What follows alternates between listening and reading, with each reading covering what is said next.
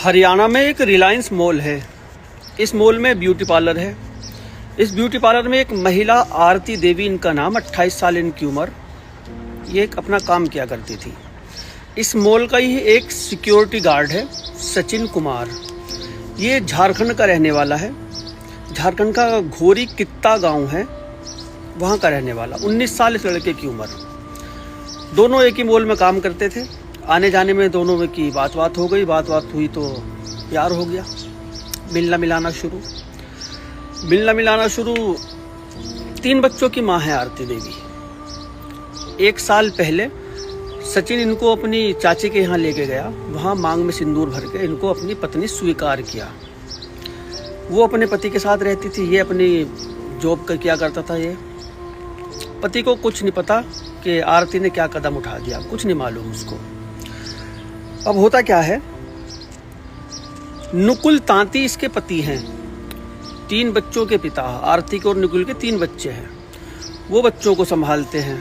1 महीने पहले आरती घर से चली गई थी, सचिन के साथ रह रही थी। अब रहते रहते 1 महीने में सचिन का प्यार का भूत जो था वो उतर गया। वो अपने गांव झारखंड भाग गया। आरती भी वहीं पहुंच गई। वहाँ काफ़ी हंगामा हुआ। उस हंगामे के बीच पुलिस भी इन्वॉल्व हुई। आरती ने काफ़ी कोशिश की कि 1 साल पहले इसने चाची के घर में मांग में सिंदूर भरा था, पत्नी स्वीकार किया था, मैं तो यहीं रहूँगी। परिजनों ने लात मार के भगा दिया, दफ़ा हो यहाँ से। सचिन भी परिजनों की बात मानने को तैयार। थाना प्रभारी हैं ये पंकज सिंह। इन्होंने मामले को संज्ञान में लिया। इसके पति से बात की। पति ने कहा 3 बच्चे और मुझे छोड़ के गई थी, मेरे इससे कोई मतलब वास्ता नहीं है। प्रेमी ने भी मना कर दिया, पति ने भी मना कर दिया। अब रोड पे बैठ के रो रही है, अब मैं कहाँ जाऊँ। इसके मायके वालों ने भी कह दिया कि यहाँ आने की ज़रूरत नहीं है, तू हमारी कुछ नहीं लगती। अच्छा खासा हंसता खेलता परिवार चल रहा था। वो अपनी नौकरी किया करता था, ये अपनी नौकरी किया करती थी। पति पत्नी दोनों परिवार को संभाल के चल रहे थे। प्यार इश्क के भूत में पड़ के सब खत्म कर दिया, सब तबाह कर दिया। आज रोड पे बैठी है, रो रही है, माफ़ियाँ मांग रही है। पति से माफ़ी मांगी, पति ने साफ इनकार दिया, मेरी कुछ नहीं लगती, अब मैं तुझे अपना ही नहीं सकता।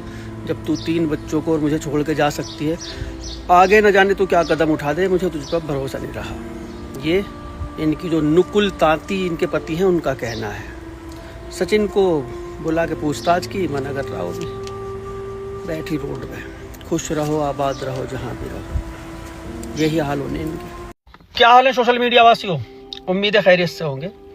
आप लोगों ने सुना होगा कि कहीं हद तक नंदों को बिगाड़ने में भाभियों का भी हाथ होता है। बहुत सारी भाभियां ऐसी सामने आई जिनका हाथ नंदों को बिगाड़ने में पाया गया। नंदों के ऐब शबाब सारी वो जानती थी, फिर भी उन्होंने छुपा के रखा और नंदों को सैदी सहारा दिया उनके इन ऐब शबाब को करने के लिए। कुछ सहेलियों का भी हाथ होता है लड़कियों को, बेटियों को बिगाड़ने में। आज आप ये कहानी सुनिए, आपको मेरी ये सारी बातें अभी समझ में आएगी। कहानी पे आते हैं, कहानी जरा विस्तार से। फतेहपुर का एक थाना पड़ता है हुसैनगंज, और इस हुसैनगंज थाने के अंतर्गत एक गांव आता है चांदपुर। पुलिस को सूचना मिली एक व्यक्ति की रात के वक्त हत्या कर दी गई। पुलिस टीम घर पे पहुंची। वहां काफी लोग इकट्ठा थे। यशवंत इस बंदे का नाम था जो मरा था। प्रतीक्षा इनकी पत्नी। जब पुलिस घर पे गई तो ये प्रतीक्षा बर्तन धो रही थी। अब आप खुद ही सोच सकते हो, किसी का पति मरा पड़ा है, गला काट दिया गया, बुरी तरह से उसको मारा गया, और वो पत्नी उस वक्त में बर्तन कैसे धो सकती है? आप खुद ही अंदाजा लगा सकते हो। पुलिस को भी यही कि भाई ये तो बर्तन धो रही, पति मरा पड़ा, लोग इकट्ठे, किचन में बर्तन धो रही। पुलिस को इसी के ऊपर सबसे पहले शक। खैर गमगीन माहौल था। पुलिस को देख के वो भी रोने लगी, बर्तन छोड़ छाड़ा के। खैर इसके जो पिताजी थे, बाबू सिंह इनका नाम था, यशवंत के पिताजी, इनसे पूछताछ की। उन्होंने साफ साफ कहा कि बहू चरित्रहीन है और बहू का हाथ है। इसका भैया था रविंदर, उससे पूछा, उसने भी कहा कि भाभी चरित्रहीन है और भाभी का ही हाथ है। अब प्रतीक्षा के बारे में सब बता रहे। प्रतीक्षा इसका ही नाम सामने आ रहा। प्रतीक्षा गिड़गिड़ा कर हो रही, मैं क्यों मरूं, मैं अपना सुहाग क्यों जलूं, मेरे तो 2 बच्चे भी, ये हो फलाना ढिमकाना, काफी ड्रामे पूरे कर रखे। पुलिस ने प्रतीक्षा को अरेस्ट किया। इसका मोबाइल की कॉल डिटेल वगैरह निकाल ली। पता लगा एक बंदा है यहीं का, इस बंदे से ये बातें करती हैं। यहाँ इस गांव का ये भांजा है, बहुत पहले ये बचपन में आया था। संग्राम सिंह इसका नाम है। बचपन में ही अपने मामा के यहाँ आया था। मामा के कोई संतान नहीं थी, मामा ने इसको रख लिया था और अब ये 25-26 साल का नौजवान एक लड़का है। यहीं पर खेती किसानी करता है और ट्वेल्व का भी काम करता है, ट्वेल्व को सुधारने उघारने का ये भी काम करता है। उससे प्रतीक्षा की काफी बातें होती हैं। प्रतीक्षा पे जब सख्ती की, इसको कोल्ड डिटेल वगैरह सारी दिखाई, प्रतीक्षा टूट गई। यशवंत के मुंह से झाग निकल रहे थे और कुल्हाड़ी से उसका गला काटा गया था। अब प्रतीक्षा से पूछा तो ये टूट गई। इसने संग्राम सिंह का नाम लिया, कहा कि दोनों ने मिलकर इस काम को अंजाम दिया। संग्राम सिंह को भी अरेस्ट किया, दोनों से पूछताछ की, दोनों ने कबूल कर लिया। अब ये जो मारने की वजह थी ये आपके सुनने लायक वजह है। अब सुनिए इसको विस्तार से। बिजली विभाग में काम किया करते थे ये, जो इनके बाबू सिंह, इनके 2 बेटे थे ये, रविंदर यशवंत। दोनों की शादी हो गई थी। यशवंत की पत्नी 3 साल तक तो रही, उसके बाद बीमारी के चलते उसकी मौत हो गई थी। इधर प्रतीक्षा, ये फतेहपुर का जो मोहल्ला हरिगंज है, हुसैनगंज थाने के अंतर्गत ही आता है मोहल्ला हरिगंज। चंद्रभान सिंह इसके जो पिताजी, ये दो बहनें थी और 4 भाई थे। सबसे बड़ी यही थी, लाड प्यार में पली, खूबसूरत लड़की थी। पहले इसका मोहल्ले में ही वहां अफेयर था। अफेयर का पिता को पता लगा, इसके लिए लड़कों की तलाश की गई। लड़का जब कोई नहीं मिल रहा तो यशवंत के बारे में पता लगा। ये संपन्न किसान था यशवंत। 2 भैयाओं की जमीन वगैरह थी, वो बटी हुई थी आपस में। काफी जमीन दोनों भैयाओं के पास थी, दोनों खेती किसानी करते थे। अच्छा ठीक ठाक इनका रहन सहन था। अब इनके रहन सहन को देखते हुए प्रतीक्षा की शादी यशवंत से कर दी गई। अब समय के चलते 2 बच्चे भी इनको हुए, दोनों बेटे थे। वो बेटे हुए, चलती रही गाड़ी। प्रतीक्षा कम उम्र की थी, यशवंत इससे ज्यादा उम्र का था। जब तक दम था, जब तक वो प्रतीक्षा का साथ निभाता रहा बिस्तर पर।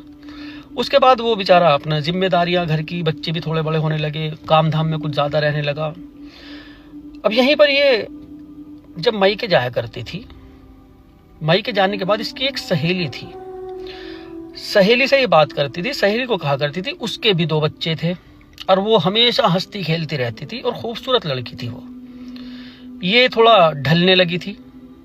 उससे इसका राज पूछा इसने। ये बयान में बताया था इसने कि राज बता, तेरा राज क्या है? तू तो सारा दिन हंसती खेलती रहे और पहले से भी ज्यादा तो खूबसूरत हो रही। उसने इसको टॉनिक दिया, माया ने, कि मुझे पता तेरा पति बिस्तर में तेरा साथ नहीं देता, मेरा भी पति ऐसा ही था, साथ नहीं देता था। मैंने तो अपना इंतजाम कर लिया, तू भी कोई इंतजाम कर लिया। मतलब उसने कोई, समझ गए होंगे, कोई और इंतजाम करा उसने। इसको भी उसने सलाह दी कोई और इंतजाम करने की। पतिव्रता पत्नी थी ये, अच्छी खासी, किसी के ऊपर इसने नजर नहीं दौड़ाई, ठीक ठाक। लेकिन इस सहेली ने इसके दिमाग में ऐसी बात बिठा दी कि अगर तू अभी जवान है और जवानी में ही ये इस चीज का आनंद नहीं लेगी तो समय से पहले तो बूढ़ी हो जाएगी, चेहरे पे तेरे झुर्रियां पड़ जाएगी। ये अपने शक्ल सूरत का बहुत ख्याल रखती थी प्रतीक्षा। इसके दिमाग में बात बैठ गई कि मेरे साथ तो बिस्तर पे साथ नहीं देता, इसीलिए मेरा जो हाल ये होता जा रहा है, मेरे झुर्री वुर्री पड़ रही है, मेरी आजकल हालत भी रोन से रहने लगी। और जो सहेली मेरी उम्र की है, यो तो और भी खूबसूरत हो रही। सहेली की बात दिमाग में बैठी, घर आई, सारा दिन यही सोचती थी कि भाई क्या। उस सहेली ने कहा था कोई तो तेरे मोहल्ले में ऐसा होगा जो तेरे ऊपर नजर रखता होगा, देख नजर दौड़ा, कोई ना कोई तो होगा तेरे मोहल्ले में ऐसा। यही ये संग्राम सिंह था, भांजा, घर पे आया करता था, भाभी भाभी प्रतीक्षा वो कहा करता था। अब ये 12 सुधारने के लिए यशवंत इसको अपनी वहां ले जाया करता था 12 पे। इसी के चलते वो घर पे आना जाना इसका ज्यादा नहीं था, कम था, आता जाता रहता था। लेकिन वो प्रतीक्षा को निहारता था काफी। प्रतीक्षा की नजर उसकी तरफ दौड़ी, दरवाजे में खड़ी रहती थी। संग्राम का आना जाना इसके घर के सामने कोई था, उसी गली में कोई, उसी से ही हंसी मजाक इसने खुद नहीं शुरू की, वो भी हंसी मजाक। अब वो भी कोई बच्चा नहीं था, ये भी कोई बच्ची नहीं थी, दोनों एक दूसरे को समझ गए। धीरे धीरे दोनों की नजदीकियां शुरू। अब एक बार जब दोनों ने मर्यादा को लांघा, उसके बाद तो प्रतीक्षा में चमक आ गई। अब यशवंत अपने खेत पे ये बुला लिया करती थी। पहले बुलाती थी रात को, उस वक्त जब यशवंत कहीं बाहर जाया करता था। उसके बाद ये दिन में भी बुलाने लगी। बच्चे स्कूल, इसको घर, कई घंटे रखती थी। ये यशवंत खेत पे रहा करता था। अब काफी वक्त तक ही चलता रहा। मोहल्ले के ही लोगों ने इसके कानों में को निकाल दिया कि भाई तेरे घर में वो दिन रात रह, कौन है, क्या मामला, वहंजा जो। इससे पूछा प्रतीक्षा, तेरे को कुछ भी नहीं, वैसे आता है तो। बहाना बना दिए, 1000 बहाने। पति को क्या समझाना, महिलाओं के सजा तो बहाने कोई बना ही नहीं सकता। फिर भी उसके दिल में जो एक शक दवाई लेने जाना था इसको बाहर, और एक किसानों का वो बही खाता है जिसमें दवाई वाई की एंट्री करवाते हैं। दवाई लेने निकल गया, आधे रास्ते पहुंच गया, वो भूल गया वो बुक जिसमें ये एंट्री करवाया करते हैं अपनी दवाई पवाई की।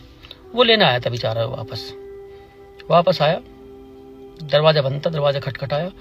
जिस वक्त पर प्रतीक्षा ने वो दरवाजा खोला, बाल वाल बिखरे हुए और कपड़े उसके थोड़ा अस्त व्यस्त, देखने से लग रहा कि अंदर कोई ना कोई तूफान आया है। उसको अलग हटाया, अंदर गया तो अंदर संग्राम सिंह, वो भी कपड़े पहन रहा था। बिस्तर को देखा, बिस्तर गवाही दे रहा, चुगली खा रहा बिस्तर कि कुछ ना कुछ हुआ है इन दोनों के बीच। इसने दोनों बजाना शुरू कर दिया, ये तो भाग गया संग्राम, यो कहाँ भागती, इसकी दही तोड़ दी। इसके मामा से शिकायत की, मामा ने इसका मोबाइल ले लिया, मोबाइल तोड़ दिया, इसको समझाया, मिलना मिलाना दोनों का बंद।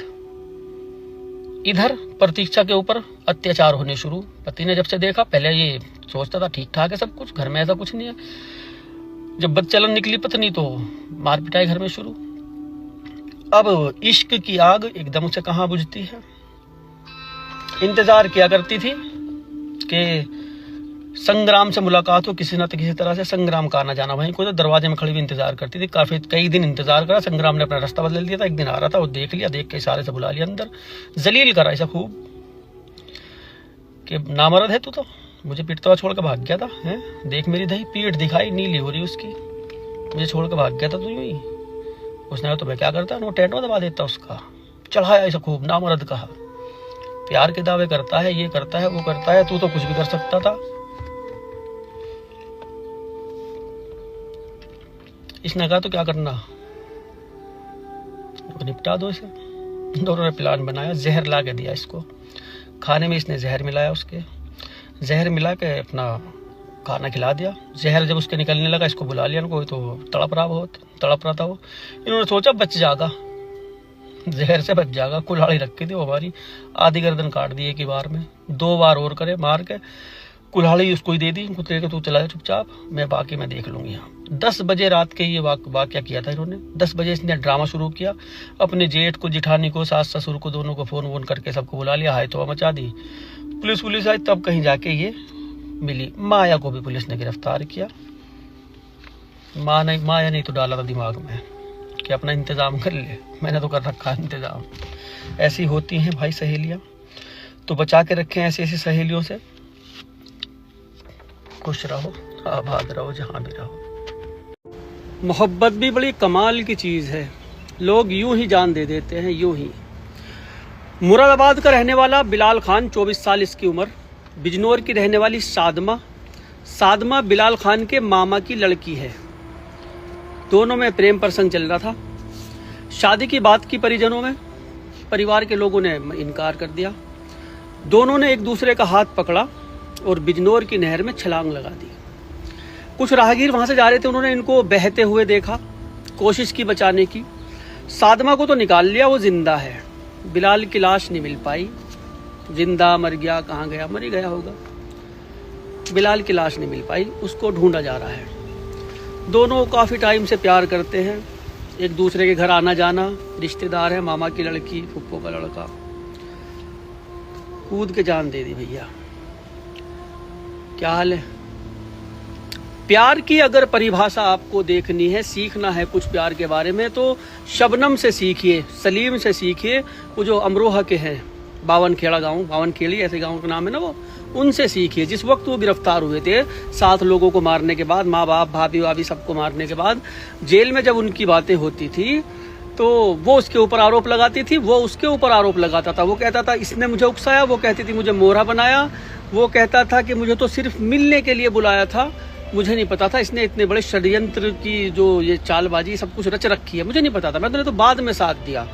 दोनों ने एक दूसरे के ऊपर इल्ज़ाम लगाए, और जो प्यार था ना जिसके ऊपर इन लोगों ने इतनी बड़ी हत्या को, इतने बड़े कांड को अंजाम दिया था, वो सब हवा हवाई हो गए। उनसे सीखो प्यार क्या होता है। चंद रोज के इस प्यार की खातिर अपनी जानें गंवा देते हो, साथ रह के देखो, तुम्हारे प्यार के बारे में पता लग जाएगा तुम्हारा प्यार कैसा कैसा है।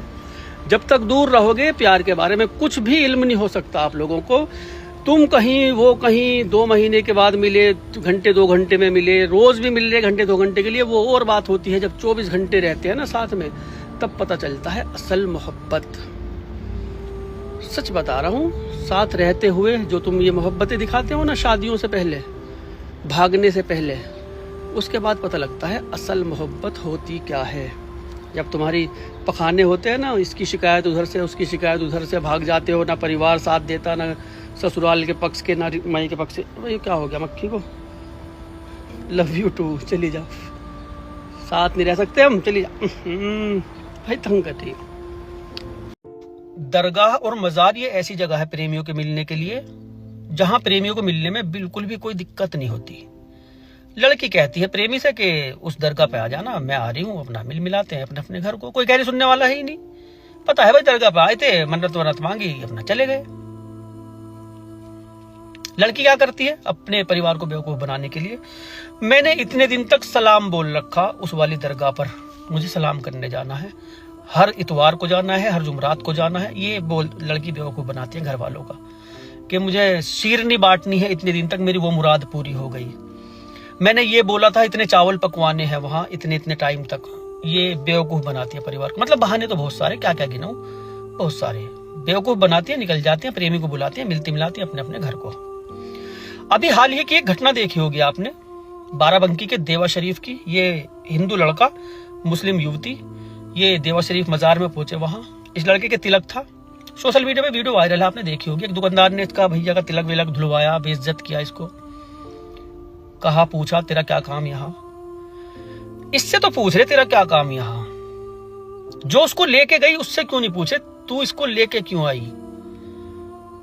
भाई वो तो दावत में आया है, दावत दी गई उसको, और दावत ऐसी है तो खाने के लिए कौन नहीं आएगा। कमाल करते हो, और कैसे मुसलमान हो तुम। अब इससे सवाल करो ना, किसकी बेटी, किसकी बहन, किसकी बीवी, किसके साथ घूम रही, तेरी हिम्मत कैसे, इससे सवाल क्यों नहीं करते। मजार मिलने मिलाने की जगह बना रखी तुमने, हैं? इस पवित्र जगह को तुमने क्या से क्या बना रखा। साबिर मियां भाई मैं खुद आंखों से देख के आया, क्या कुछ नहीं होता वहां, क्या कुछ नहीं होता। मैं सुनी सुनाई बातों की बात नहीं करता, मैं अपनी आंखों देखी बात कर रहा हूं। मजारों पे क्या कुछ नहीं होता। नहीं बुलाती क्या प्रेमियों को, नहीं मिलती उनसे, खूब मिलती है। क्या हिंदू क्या मुसलमान, खूब मिलती है, कहने सुनने वाला है ही नहीं। सबको पता कि भाई जियारत करने के लिए आए हैं, दुआ मांगने के लिए आए हैं, उन्हें क्या पता है क्या अय्याशी करने के लिए आए हैं। मजार किस लिए होते हैं इन्हें क्या पता, नहीं, इनको तो अपने अय्याशों से मतलब है। अब इससे सवाल करो ना, इससे सवाल करो, किसकी बहन बेटी, किसकी बीवी है तुम, क्यों घूम रही है, क्यों बदनाम कर रखा, इससे सवाल करो। इससे सवाल क्यों नहीं कर रहे। मजारों को मिलने की जगह बना रखी है, तुम्हारे नाम की शर्म गैरत नहीं रही बिल्कुल भी। हद कर रखी तुम लोगों ने। दूसरे को इल्जाम लगा दो, तू हिंदू है क्यों आया यहाँ, तेरी हिम्मत कैसे हुई। अबे क्यों लेके गई, इससे पूछना, ये जो है इससे पूछो ये क्यों लेके गई थी, कौन है वो, किसकी, नहीं पूछेंगे हमने, इसने तिलक ला रखा, इससे पूछेंगे हम तो तू क्यों आया। वो तो बिरयानी खाने आया था, ये वाली बिरयानी। औरत एक बार अगर फिसल जाए तो फिर विश्वास के काबिल नहीं रहती, चाहे वो कितने जतन कर ले, फिर कितनी माफी गिलाफी कर ले, विश्वास के काबिल नहीं रहती। क्यों, आइए जानते हैं सब कुछ इस वीडियो में विस्तार से। साबिर अली नाम के एक व्यक्ति थाने में पहुंचे, कंप्लेन दर्ज कराई कि इनकी बहू अजमेरन उसका नाम, उसका प्रेमी तेजपाल, दोनों ने मिलकर इनके बेटे लतीफ की हत्या कर दी। कन्नौज जिले का थाना ठठिया है ये, और ठठिया थाने का अंतर्गत एक गांव आता है वेहटा, वहां के रहने वाले। पुलिस टीम घर पे पहुंची, डेड बॉडी को देखा, चरपाई पे वो मृत अवस्था में पड़ा हुआ था लतीफ। डेड बॉडी कब्जे में ली, पोस्टमार्टम के लिए भेजी। बहू के बारे में पूछा, कहाँ है, वो है ही नहीं घर पे, अजमेरन। इसका मई का था, कानपुर का रसूलाबाद थाना क्षेत्र का शाहबाजपुर है, वहां का इसका मई का था। तेजपाल भी वहीं का रहने वाला था, उसी मोहल्ले का। 4 घर छोड़ छोड़ के इनके घर थे दोनों के। वहां दबिश दी, तेजपाल के घर भी, इसके भी, दोनों मिले ही नहीं वहां। तेजपाल के पिताजी से पूछताछ हुई, उन्होंने बताया कि वो तो 8 तारीख को, 12 तारीख आ गई थी, 8 तारीख को यहाँ से निकला हुआ, आया नहीं घर जब से। उसके पिताजी ने बताया, उनके जो ये थी लड़की अजमेरन, इसने घर पे बताया कि वो तो यहाँ पहुंची ही नहीं, मायके को कह के निकली थी, मगर वहीं से यहाँ आई नहीं वो। 2 दिन बीत गए। 2 दिन बीतने के बावजूद इनका कोई पता नहीं लगा कहाँ है कहाँ नहीं। मुखबिर से सूचना मिली, एक पुल के पास ये खड़े हुए मिले, कहीं भागने की फिराक में थे। पुलिस टीम वहां पहुंची, वहां खड़े हुए मिले ही नहीं ऊपर। छानबीन में नीचे देखा पुल के, ये पुल के नीचे छुपे हुए मिले। इनसे नाम पूछे, इन्होंने बता दिया अजमेरन और ये तेजपाल। लेके आए, इनसे पूछताछ हुई। पूछताछ में बताया कि क्यों मारा। पूछताछ में एक ऐसी हवस की अंधी औरत की कहानी निकल के सामने आई, जिसने अपनी हवस को कायम करने के लिए अपने ही सुहाग को खुद उजाड़ दिया। कानपुर के गांव की रहने वाली थी। 4 भाई बहनों में सबसे छोटी थी। लाड प्यार में पली बड़ी, मोहब्बत बेइंतहा थी। तेजपाल का घर इसके घर से 4 घर छोड़ के है। काफी लड़के देखा करते थे, तेजपाल भी देखा करता था। एक दुकान थी इनके घर परचून की, ये सामान लेने वहां जाया करती थी। तेजपाल उस दुकान पे बैठ जाया करता था। वहीं पर इनकी कुछ बातें होती रहती थी इस तरह से ही। मोहल्ले का मामला होने के बावजूद तो ये घर भी आना जाना था, कभी कभी घर भी आ जाया करती थी वो इनके। वहीं पर इनके नैन मटक्के हुए, वहीं पे प्यार मोहब्बत शुरू हुआ और वहीं पे दुकान के अंदर ही शारीरिक संबंध बनने शुरू हुए। जब उसकी माँ तेजपाल की कहीं चली जाया करती थी, पिताजी खेत पर रहते थे, किसान का बेटा था वो। माँ इधर उधर होती थी तो ये बुला लिया करता था, वो चले जाया करते, वहीं पे शारीरिक संबंध बनते थे। धीरे धीरे ऐसा नहीं कि किसी को पता ना लगे, घर परिवार को पता लगना शुरू हुआ। इसका भैया था ताहिर अजमेरन का। एक दिन उसने दोनों को किस विस करते हुए देख लिया। अब बहन को समझाया, जो भी भैया का फर्ज था वो सब कुछ किया कि ये गलत है। बहन ने माफी मांग ली, मगर वही एक बार जब फिसल जाए तो विश्वास के काबिल नहीं रहती। समझाया, कुछ दिन तक ठीक ठाक रही, नहीं मिली उससे। उसके बाद फिर इनका प्रेम प्रसंग शुरू। एक बार और भैया ने देख लिया, अब की बार मार पिटाई, थप्पड़ भी मार दिए। बाप को भी बता दिया, पहले बाप को नहीं बताया था उसने, बहन की इज्जत को अपने तक ही रखा था। बाप को बताया, बाप ने भी समझाया। जिद करने लगी कि मैं तेजपाल से शादी करूंगी। वही हिंदू मुस्लिम वाला मामला आया। उसने कहा वो हिंदू, हम मुसलमान बिल्कुल भी नहीं हो सकती, ना वे मानेंगे ना हम मानेंगे, कोई बात नहीं। उसके बाप उसने अपने घर में बात की, शादी की। उसके परिवार वालों ने साफ इनकार कर दिया, इसके घर परिवार ने इनकार कर दिया। अब जिद कुछ ज्यादा ही करने लगी। यहाँ से बाप ने सोचा, बेलगाम जो लड़की है ये, इसकी लगाम कस देनी चाहिए। इसकी लगाम कसने के लिए एक रिश्ता तलाश किया गया। ये लड़का मिला, लतीफ, इससे इसका रिश्ता कर दिया गया। ससुराल में आई, 15 दिन ससुराल में रही। उसके बाद ये फिर मई के गई, जैसे शुरू में आती जाती रहती हैं लड़कियां। वहां तेजपाल से मिली। मिलने के बाद उससे अपने दुखड़े रोए कि मुझे तो पति ऐसा मिल गया, वैसा मिल गया, मुझे मोहब्बत तुझसे है, वो तो पता नहीं कैसे मिल गया मुझे, और मैंने उससे कुछ नहीं कराया अभी तक, मैंने उसे हाथ भी नहीं लगाने दिया। 15 दिन तक लतीफ को हाथ नहीं लगाने दिया इसने। खूबसूरत थी, मोहल्ले में चर्चे हुए, भाई बहुत खूबसूरत बहू आई इसकी लतीफ की। ये नहीं पता था कि खूबसूरत बहू साथ में अपने क्या लेके आई। 15 दिन तक के बाद जब वहां गई, 3 महीने अपने मायके में रही। इन 3 महीने के दौरान खूब लतीफ से मिली, जब तक इसका मन भरा खूब। उसके बाद जब ससुराल वापस आई, फिर इसने तेजपाल ने उसको मोबाइल दे दिया एक। उस मोबाइल पे बातें किया करती थी। उसने पूछा कहाँ से लाई, मैं तो मायके से लाई। उन्होंने सोचा दिया होगा भैया, बाप ने किसी ने दिया होगा या खुद ने खरीदा होगा। बात सबके सामने क्या करती थी, कभी माँ से बात कर रही, कभी पप्पो से बात कर रही, कभी किसी से झूठ बोल दिया करती थी। दिन रात फोन पे लगी रहती थी। सास ससुर को आपत्ति होती थी, समझाया करते थे काम पे ध्यान दे ले, घर के काम काज ही पड़े तो सारा दिन सारी रात फोन पे ही लगी रहती है। लतीफ भी समझाया करता था। इन चीजों को लेके घर में अनबन हुआ करती थी। और जब लड़की के इस तरह की हरकतें होती हैं कि रोक टोक घर में हो रही, तो सबसे पहले वो क्या करती है, कलेश। घर में कलेश करना शुरू किया। सास ससुर से खूब लड़ी। और भी उसके भैया बहन थे जो लतीफ के, उन्होंने भी माँ बाप को समझाया कि तुम इसे कुछ ना कह करो, जो कर रही करने दो इसे। कुछ दिन ऐसे ही छोड़ा, फिर झगड़े शुरू। किसी भी बात पे झगड़ा हो जाया करता था। झगड़े इतने बढ़ने लगे, सब ने मिलजुल के बात की कि भाई इसका हिस्सा दे दो, इसका अपना अलग रह लेगा। घर के पास में ही जमीन का हिस्सा बट गया। घर के पास में ही एक घर बनाया उन्होंने, ये अलग वहां पे रहने लगी। जब अलग रहने लगी, अब बिल्कुल ठीक हुआ इसका हिसाब। किसी भी वक्त घर से निकल जाया करती थी। मोहल्ले में बना के रखती थी सबसे। ये एक खूबी होती है ऐसी औरतों में, ध्यान रखना।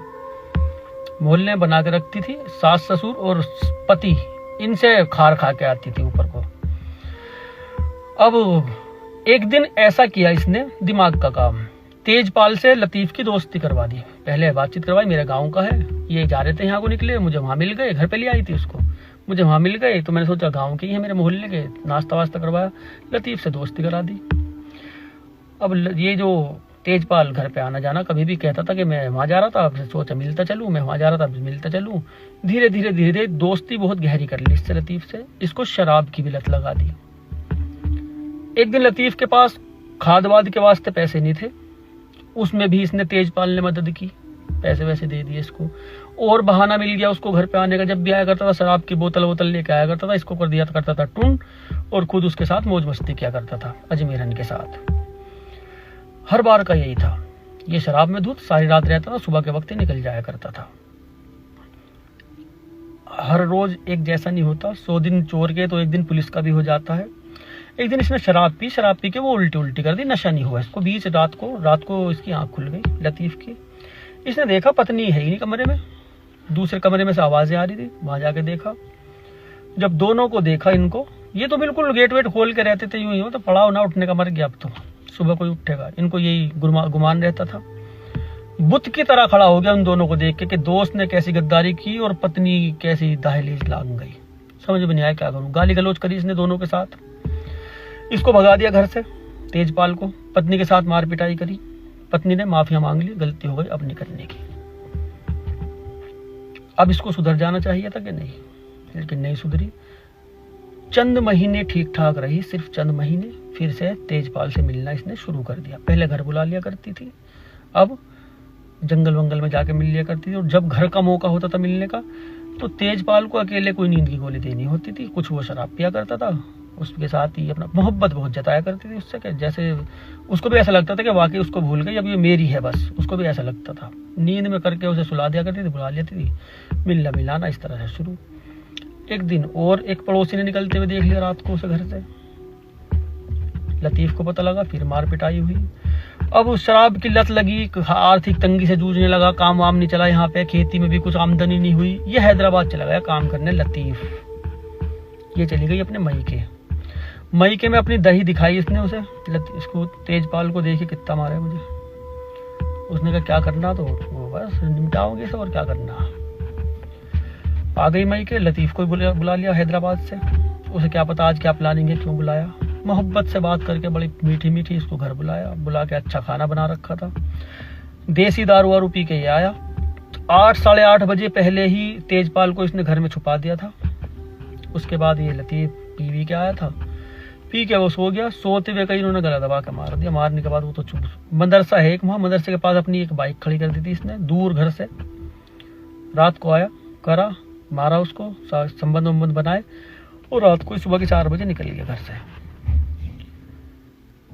औरत अगर दहलीज लांग जाए तो विश्वास के काबिल नहीं होती। ये लिख लो कहीं अच्छी सी जगह पे, काम आएगी ये बात। साइड हो जा, नहीं छूटना, वो लेगी तेरी।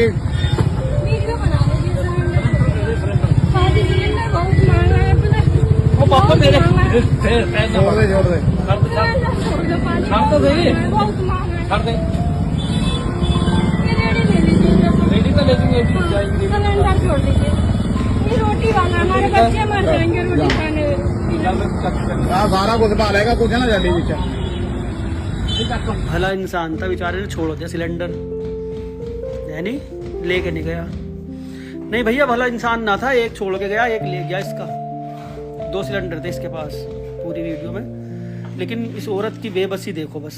कह रहे हैं कि सिलेंडर महंगा नहीं है, ब्लैक से 2800 3000 ऐसा मिल रहा मेरे ख्याल से ब्लैक से। और सबके पास तो ये होती नहीं बुक वगैरह, और गरीब को ही खरीदना पड़ता है। अमीरों के पास तो सब चीजें होती है नहीं।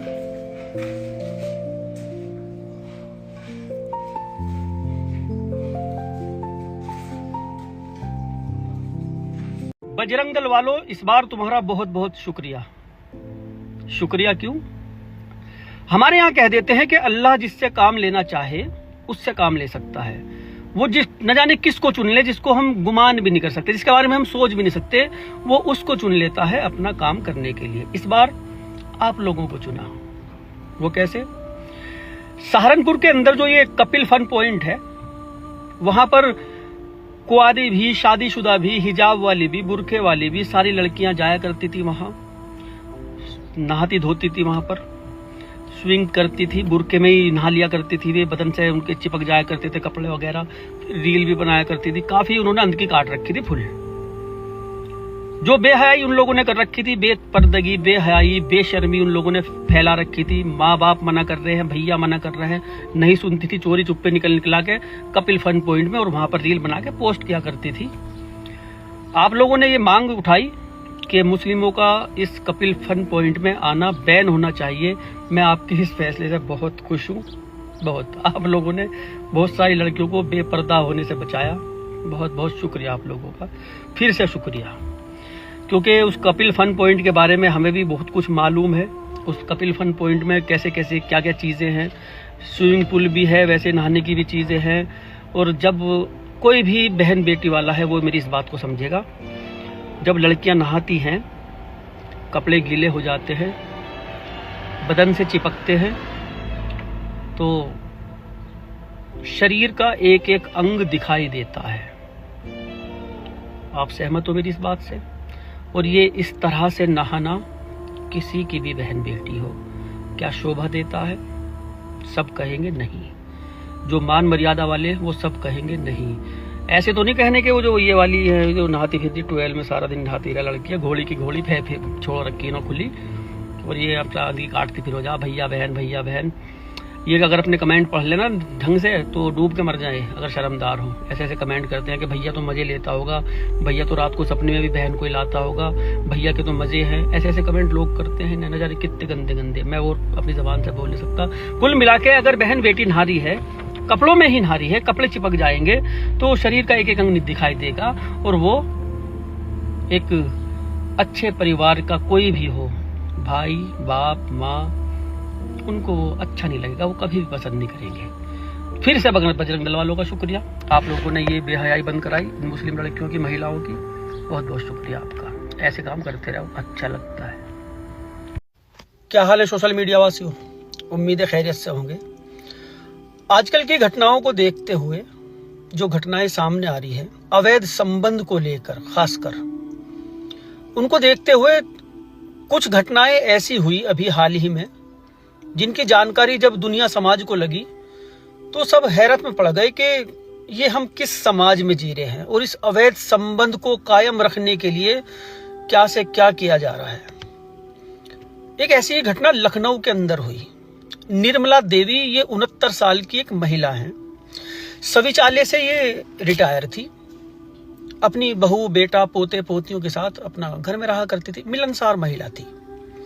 जो इनके मोहल्ले वाले भी है ना, वो भी इनकी इतनी तारीफें कर रहे हैं कि किसी को अगर रुपये पैसे की जरूरत हुआ करती थी, कोई मजबूर है, कमजोर है, कारोबार से कमजोर, घर में कुछ आर्थिक तंगी है, उनकी भी ये निर्मला देवी मदद किया करती थी। बिना ब्याज के ये उनको पैसे दे दिया करती थी कि जब तेरे पास होंगे तो वापस लौटा दिए। घर के अंदर हर सुख सुविधा इनके मौजूद। इनका जो बेटा है, त्रिवेश उसका नाम है, बेटा बिजली विभाग में काम करता है, पोता डिलीवरी बॉय है, 2 पोतियां हैं वो पढ़ती हैं, बहू है वो घर पे रहती। परिवार संतुलित परिवार, बढ़िया, अच्छा, सब कुछ, किसी चीज की कोई कमी नहीं। शनिवार के रोज इनका बेटा जो है आदित्य, वो 4 बजे के टाइम अपने घर पे आया, शाम के वक्त 4 बजे। उसने दरवाजा खटखटाया, दरवाजा बंद था। जैसे तैसे करके वो दरवाजा घर के अंदर घुसा, जाके देखा निर्मला देवी के हाथ पैर बंधे हुए हैं और अचेत अवस्था में वो पड़ी हुई है। अब बूढ़ी औरत दादी है, उसकी दादी से बहुत प्यार करता था ये पोता, इसकी चीख निकल गई। एक पड़ोसी रहते हैं वहां, पिंटू मौर्य इनका नाम है।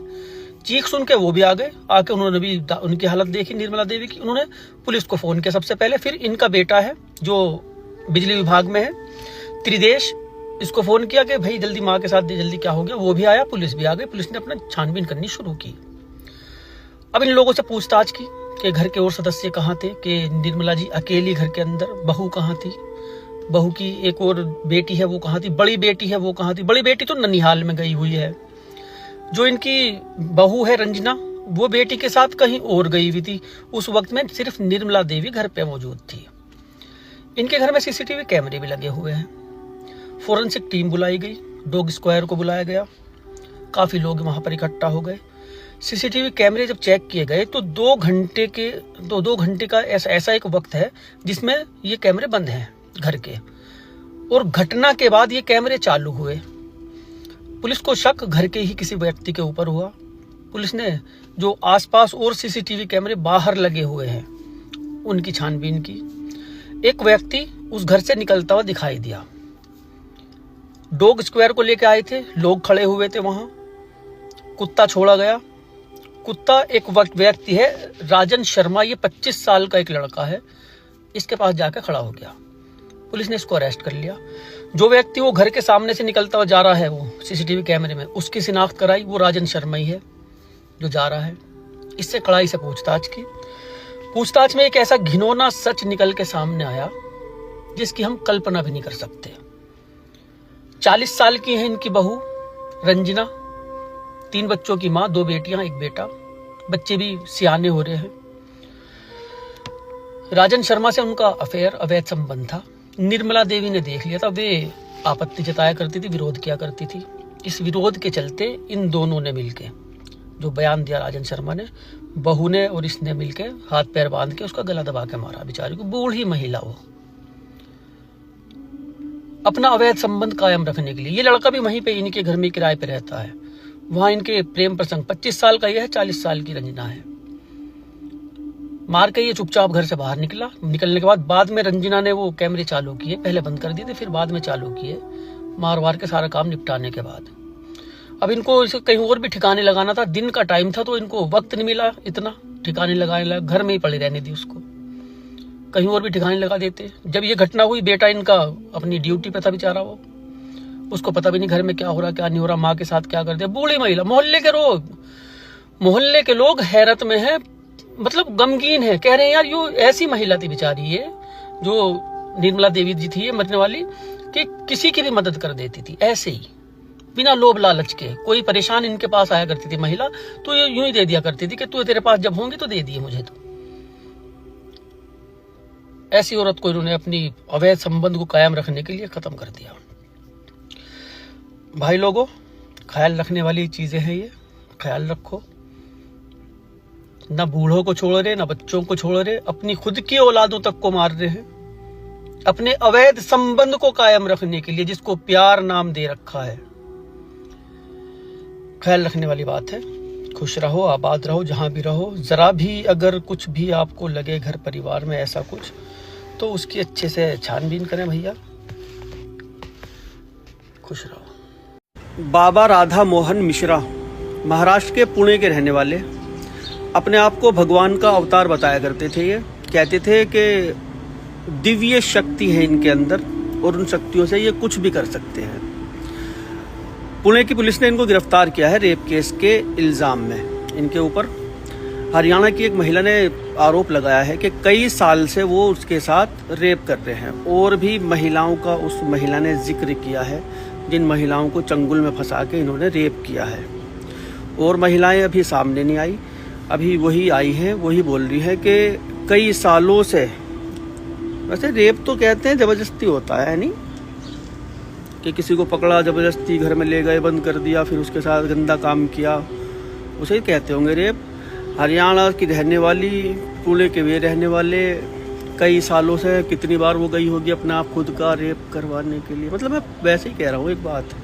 और रही बात बाबाओं की, इनकी न जाने कितने बाबा ऐसे निकल चुके अभी हाल ही में, चंद दिनों में, और इनके ऊपर कोई कठोर कार्रवाई तो सुनने में आया। इन्हीं के किसी का घर वर गिरा दिया हो या इनको कुछ ऐसी सजा मिली हो। जिसको मिली भी वो घूमते रहते हैं, 6-6 महीने की पैरोल पे घूमते रहते हैं। खैर, ख्याल रखो भैया, देख लो अपना अपना सब। कोई दिव्य शक्ति नहीं होती, किसी के अंदर भगवान का अवतार नहीं होता। आपके अंदर खुद भगवान बसा हुआ है। आप खुद अपने आप को देख सकते हो, अच्छा बुरा अपना खुद सोच सकते हो। इतना भी सोच सकते हो कि किसी इंसान के हाथ में कुछ भी नहीं है, कुछ भी। इतनी भी अंधभक्ति किस काम की कि किसी के भी ऐसे मुरीद हो जाओ, अपना तन मन धन सब उसी को सौंप दो। कुछ तो मर्यादाएं होती हैं, मर्यादाओं को क्यों लांघना। और बाबाओं के बारे में इतनी बातें आती रहती हैं सामने, फिर भी जाते हैं इनके पास, पड़े रहते हैं इनके चरणों में। ख्याल रखो भैया। माथे पर तिलक, त्रिपुंड, गले में माला, इसका नाम है सरफराज शेख। हिंदू युवा वाहिनी और बजरंग दल वालों ने इसको पकड़ा है उज्जैन के महाकाल मंदिर से। एक हिंदू महिला के साथ ये वहाँ पे घूम रहे थे। पुणे के रहने वाले हैं।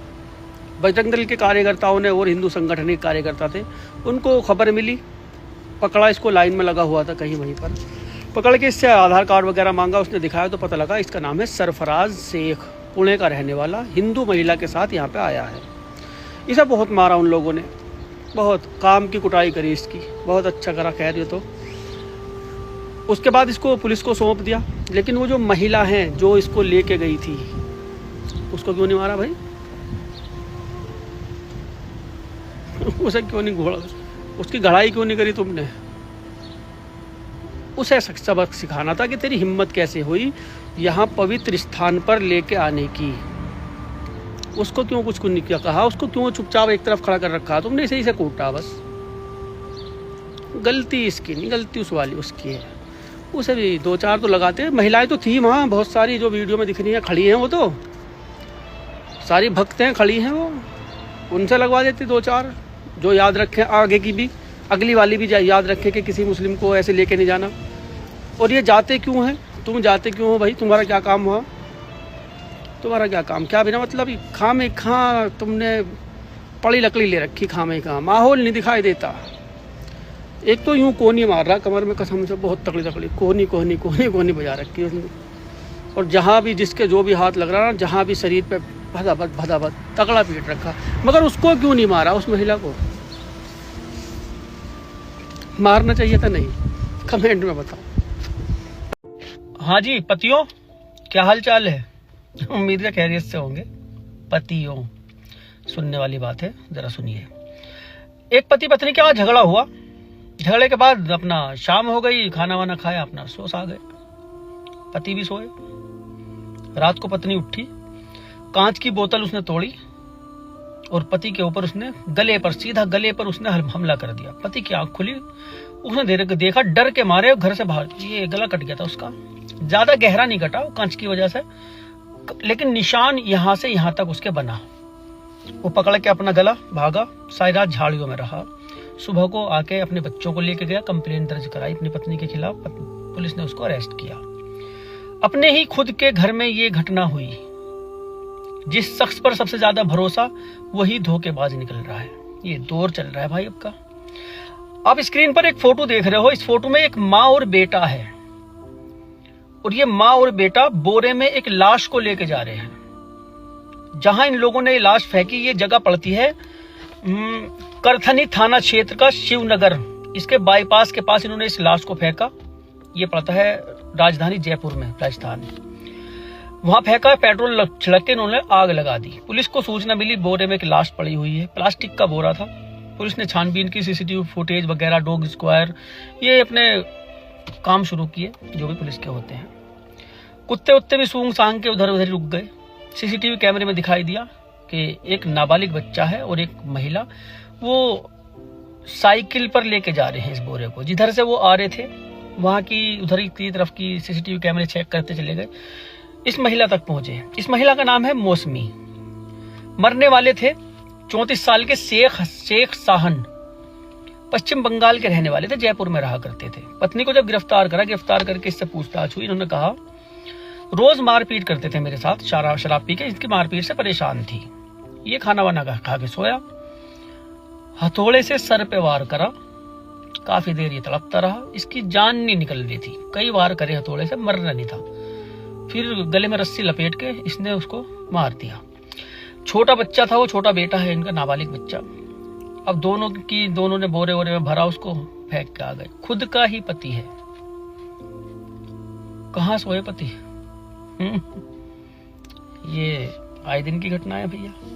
तो पतियों ख्याल रखो भैया, औरत पे हाथ नहीं उठाया करते, बुजदिली है, गलत बात है, गंदी बात है।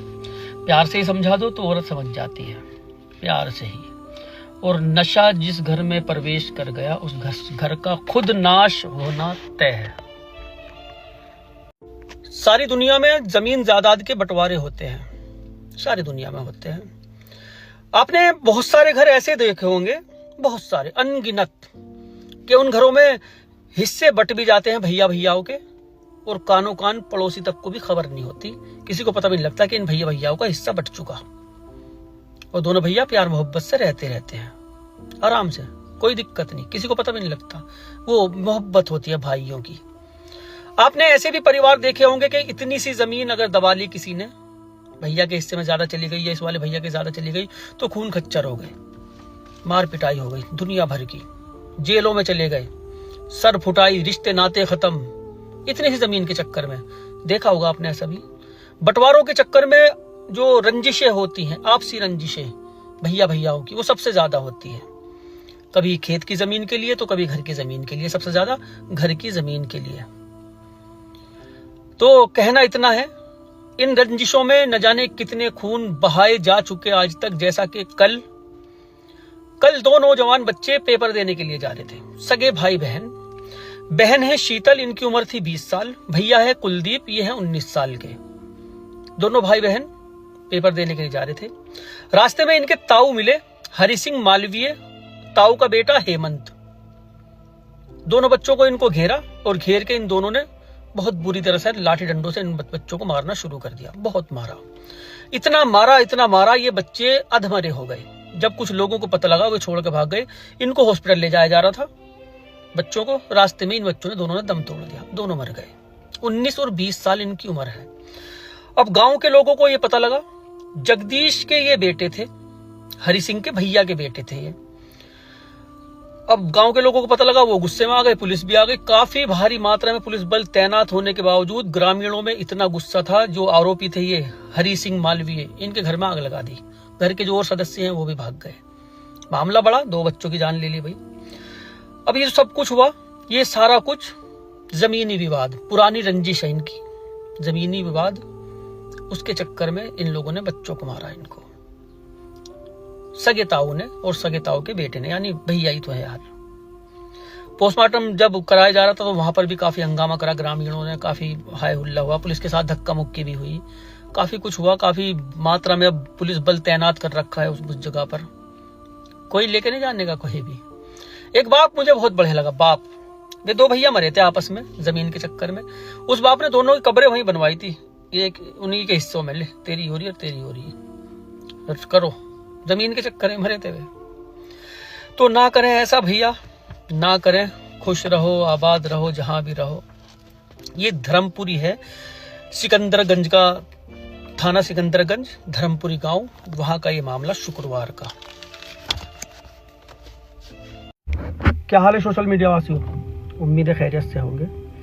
आज कहानी आपको लगेगी बिल्कुल आम, लेकिन बहुत ही खास। इस कहानी में एक मैसेज है।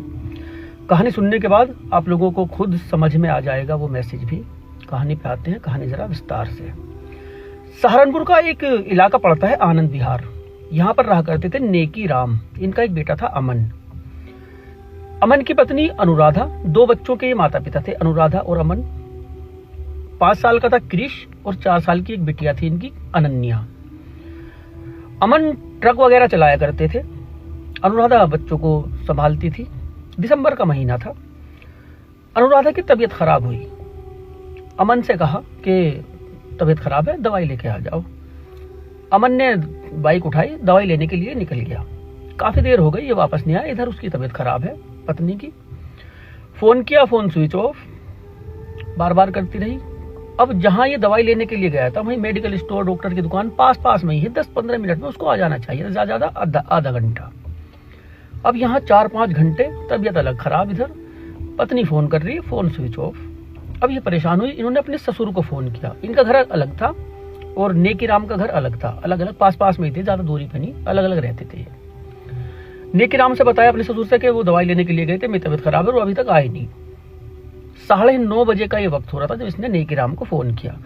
नेकी राम ने अपने भतीजे को साथ लिया, ढूंढना शुरू किया जहां तक भी ये जा सकता था। डॉक्टर के पास, मेडिकल स्टोर पर पूछा, उन्होंने बताया यहाँ तो वो आया ही नहीं। अब काफी देर इसी तरह ढूंढते हो गए, ये लोग हो गए परेशान। अब 6-7 घंटे इसी तरह से बीत गए, आधी रात से भी ज्यादा का वक्त हो गया। इतनी देर तक अमन ऐसे घर से बाहर नहीं रहता था। ट्रक पे जाता था तो ट्रक पे तो गया ही है, तो चलो काम से गया, लेकिन इस तरह से नहीं रहता था वो। और बाइक लेके वो निकला था। ये परेशान हुए, थाने में गए, कंप्लेन दर्ज कराई। पुलिस ने कह दिया, उसने थाना प्रभारी थे BK सिंह उनका नाम था, कि सुबह को देखेंगे, रात रात इंतजार कर लो, कभी किसी यार दोस्त के साथ हो यहीं पर। अब किसी का जवान बच्चा गायब है, वे कहाँ, उनको कहाँ नींद आ रही। पुलिस ने तो कह दिया कि सुबह को देखेंगे। ये ढूंढते रहे, परिवार के जो जितने भी सदस्य थे ढूंढते रहे। ढूंढते ढूंढते ये रेलवे स्टेशन पे पहुंचे। रेलवे स्टेशन पर इसकी मोटरसाइकिल खड़ी हुई दिखाई थी, अमन की। अमन वहां है नहीं, मोटरसाइकिल है। पुलिस को सूचना दी कि मोटरसाइकिल मिल गई, उसके अमन नहीं है। अब वो पुलिस वहां पे आई भी नहीं, क्या यही होगा, कहीं पीवी के कहीं पड़ा हो। सारी रात ढूंढा अमन को, अमन की कोई कुछ पता नहीं लगा। यहीं से 4-4.5 किलोमीटर दूर सहारनपुर से एक गांव पड़ता है, ये फतेहपुर। यहाँ एक पुलिया के नीचे एक लाश की सूचना मिली पुलिस को। पुलिस टीम पहुंची, जाके देखा लाश पड़ी है। अमन की कंप्लेन आई हुई थी, इसके परिवार वालों को बुलाया, उन्होंने शिनाख्त कर ली। दहाड़े मार मार के पिताजी भी, माता, भैया जो इसके चाचा वाचा के लड़के थे, सब अपना रोने लगे बेचारे। वहां पत्नी को पता लगा, वो पागल हो गई। बच्चे रो रहे, गमगीन माहौल। अब किसी ने पूछा भी लोगों से कि किसी ने आते देखा, जाते देखा किसी को, क्या कोई फेंक के गया, कहीं और इसको मारा गया जब यहाँ डाला, या यहीं पे इस घटना को अंजाम दिया गया। वहां पर ऐसा लग रहा नहीं था कि यहाँ पे घटना को अंजाम दिया गया, लग रहा था कहीं और इस घटना को अंजाम देके यहाँ पर डाला गया है इसको। पोस्टमार्टम के लिए बॉडी को भेज दिया। अब ये SSP हैं उमेश कुमार श्रीवास्तव, एक टीम बनाई गई। इन्होंने उस टीम को आदेश दिया। इस टीम में थे थाना प्रभारी Muninder Singh, SI Manish Bisht, Zarrar Hussain, head constable Vikas Shahi, constable Arun Rana, Mohit. इन सबकी टीम बनाई गई और इनको आदेश दिया गया जल्दी से जल्दी इनका खुलासा होना चाहिए। अब पुलिस ने अपने सपने दिमाग दौड़ाए कि घर से निकला था, किसी अपने को ही पता होगा कि ये घर से किस वक्त निकला, और घर का ही कोई हो सकता है। जब इसके यार दोस्त सब उसे पूछ लिया कि इसकी कोई दुश्मनी नहीं, सच्चा ये बंदा था, ट्रक पे जाया करता था, आया करता था, बस मोबाइल की कॉल डिटेल वगैरह CDR निकलवाया, कुछ भी नहीं मिला। सीधा साधा पत्नी से बात करते, बच्चों से बात कर लिया करता था, या काम के लोगों से बात उनसे, उनमें भी कोई पैसे का लेन देन कोई नहीं, जहां का ये काम किया करता था, माल वाल ढोया करता था जिनका। अब इसके जो परिवार के लोग हैं, नेकी राम का भी नंबर, अनुराधा का, जो भी परिवार के जितने भी लोग हैं सबका नंबर लिया और उनकी CDR निकलवाई। CDR में अनुराधा का नंबर संदिग्ध पाया गया। ये किसी से बातें करती थी और बहुत लंबे सालों से बातें करती थी उस नंबर से। जब उस नंबर के बारे में पता किया गया, ये नंबर था, एक लड़का है, अंकित नाम है उसका, और जहाँ की ये अनुराधा रहने वाली है, बिटिया है जहाँ की, वहीं का ये लड़का है। अनुराधा को गिरफ्तार किया, अंकित को गिरफ्तार किया, एक इसका दोस्त टीनू, उसको भी गिरफ्तार किया। अब इनसे पूछताछ हुई, इन्होंने जुर्म कबूल कर लिया। इन्होंने बताया कि इन्होंने ही मारा था इसको, रात को 9-9:30 बजे इसको बुलाया था। ये तो सोने की तैयारी कर रहा था। अमन अपने प्रेमी को और इस दोस्त को बुला के डंडा गले पे रख के मारा था इन्होंने। गले पे डंडा रख के पैर वैर पकड़े थे अनुराधा ने, और ये एक इधर खड़ा हो गया, एक इधर खड़ा हो गया, तब इन्होंने उसका गला घोटा था। इस तरह से बेदर्दी से इसको मारा था। इसको मार के बाइक पे इसकी रख के लाश वहां पे फेंक के आ गए थे, इसी की बाइक पे, और बाइक भी रेलवे स्टेशन पे छोड़ दी थी। अब क्यों किया इन्होंने इस काम को? अनुराधा और ये जब कुंवारी थी तब से ही प्यार करते थे दोनों। प्यार के चलते सब कुछ हुआ करता था इनका, अपना तन मन सब कुछ सौंप रखा था इस लड़के को। प्यार की खबर अनुराधा के माता पिता को लगी कि बेटिया हाथ से निकल ली, इसकी शादी इन्होंने इस लड़के से कर दी, अमन से। शादी के बाद इनको 2 बच्चे भी हुए। शादी के बाद से कुछ ही दिन बाद की बात है, कुछ दिन तक तो इनकी बात नहीं हुई थी। उसके बाद फिर ये अंकित से बात करना शुरू कर दी।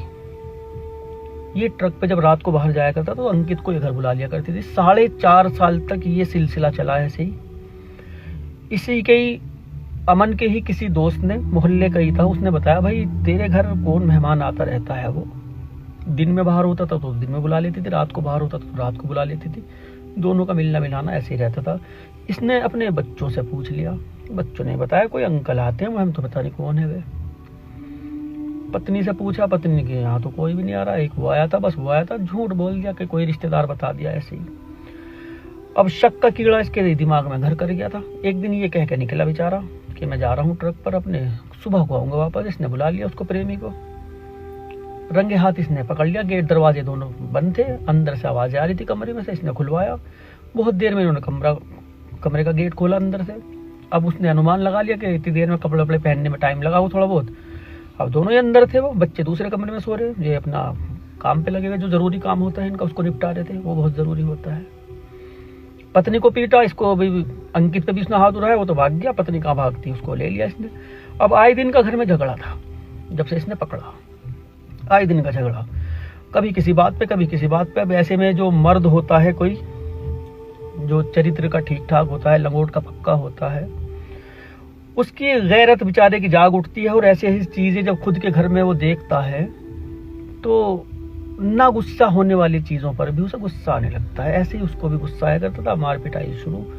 ये शिकायत करती थी उससे, अंकित से, मेरी दही तोड़ रखी है, ये कर रखा वो कर रखा। उससे कहा था इसने, अंकित ने जो बयान दिया था कि उसे रास्ते से हटा दो और हम साथ रहेंगे, रास्ते का कांटा वो अच्छा नहीं है, नहीं तो मेरी दही तोड़ के फेंक देगा वो, या तो उसे मार नहीं तो मुझे भूल जा। अब इसने एक दोस्त को, ये टीनू जो था, ये पास के गांव का अपराधी किस्म का बंदा था, इससे बात की इसने। दोनों ने कह दिया ठीक है आ जाऊंगा मैं, आइए। दरवाज़ा पहले ही खोल के सोई थी ये, सर्दी थी उस टाइम, दिसंबर का महीना था। अमन सोने की तैयारी कर रहा था।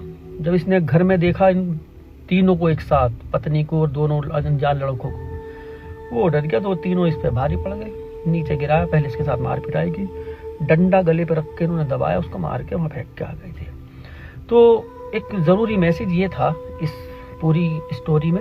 ये तो गए जेल, बच्चों को दादा दादी ने रखा, दोनों छोटे मासूम बच्चों को। बच्चों का ना फिक्र रहता है इनको कि क्या होगा क्या नहीं होगा, बच्चों से ना मतलब ही क्या है, इनके तो जो आग लगी हुई है वही ठंडी हो जाओ, बच्चों से क्या लेना देना।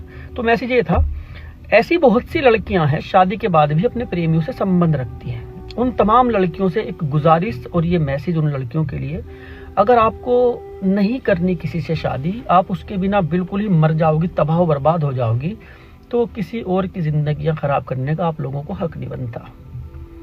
आप शादी ही ना करो फिर, नहीं तो फिर उसी के साथ दुनिया भगरी, तुम भी खिस जाओ कहीं, तुम्हें कौन रोक रहा।